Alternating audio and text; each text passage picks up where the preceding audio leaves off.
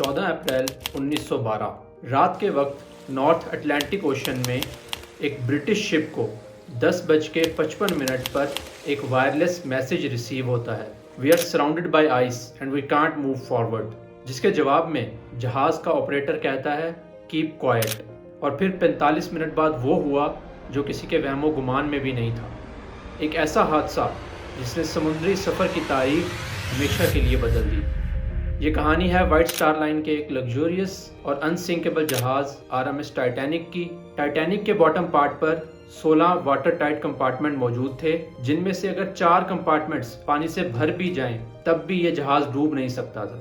اگر اس جہاز کی لگژری کی بات کی جائے تو اس میں فرسٹ کلاس بیڈ روم سے لے کر ڈائننگ ریسٹورنٹ تک، خوبصورت لاؤنج سے لے کر سوئمنگ پول تک، مشہور سٹیئر کیس سے لے کر جمنیزیم تک سب کچھ موجود تھا۔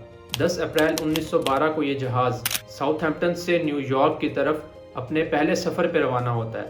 اس جہاز کے کیپٹن ایڈورڈ جے اسمتھ ہیں اور اس جہاز میں بہت سی امپورٹنٹ پرسنالٹیز موجود ہیں، جیسے کہ وائٹ سٹار کمپنی کے چیئرمین جے بروس ازمے اور ہارلینڈ اینڈ وولف کے MD تھامس اینڈریوز اس میں موجود تھے۔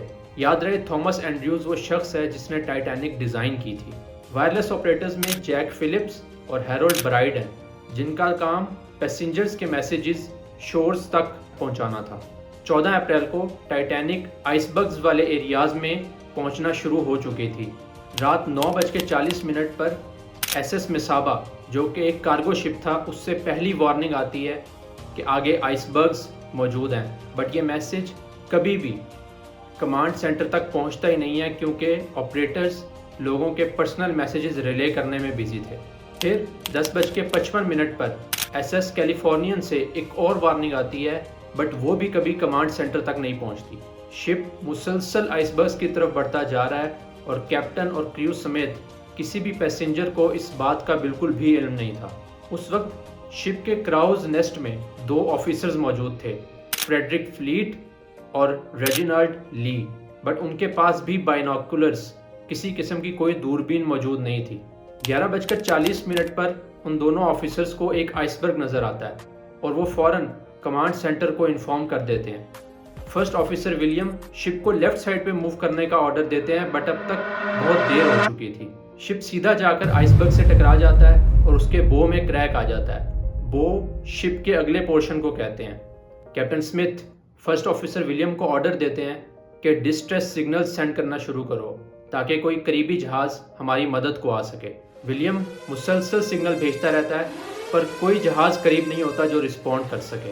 فائنلی 12:20 پر RMS کارپاتھیا کو سگنل ریسیو ہوتا ہے اور وہ فوراً ٹائٹینک کی طرف موو کرنا شروع کر دیتا ہے، لیکن وہ بھی ٹائٹینک سے تقریباً 58 ناٹیکل مائلز دور تھا، جو تقریباً 107 کلومیٹر بنتے ہیں۔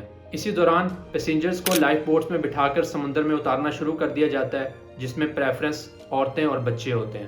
مگر مسئلہ یہ ہے کہ لائف بوٹس بھی اس وقت پیسنجرز کے حساب سے کم تھیں۔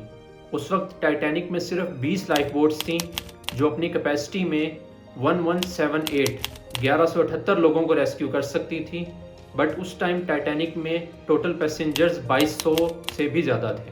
اس کے باوجود صرف 705 لوگوں کی جان بچائی جا سکی کیونکہ شپ کے کریو کو اس بات کا پتہ ہی نہیں تھا کہ جو مشین، جو کرین لائف بوٹس کو سمندر میں اتارتی ہے، وہ لائف بوٹ کی فل کیپیسٹی کا وزن بیئر کر بھی سکتی ہے یا نہیں۔ اس کا اندازہ اس بات سے لگایا جا سکتا ہے کہ جو پہلی لائف بوٹ پانی میں اتاری گئی اس کی ٹوٹل کیپیسٹی 65 کی تھی، بٹ اس میں صرف 27 لوگ سوار تھے۔ جیسے جیسے پانی شپ کے اگلے حصے میں داخل ہو رہا تھا، ویسے ہی شپ کا سٹرن یعنی اس کا بیک پارٹ پانی سے باہر آتا جا رہا تھا۔ شپ کے سینٹر پہ پریشر اتنا بڑھ گیا کہ آخر وہ 2:18 پر شپ درمیان سے ٹوٹ گیا اور سینکڑوں پیسنجرز اور کریو ممبرز نے پانی میں چھلانگ لگا دی۔ یاد رہے پانی کا ٹیمپریچر -2 ڈگری سینٹی گریڈ تھا۔ 3:30 پر RMS کارپاتھیا ٹائٹینک کے پاس پہنچ گیا اور جو لوگ لائف بوٹس پر موجود تھے ان کو ریسکیو کر لیا گیا۔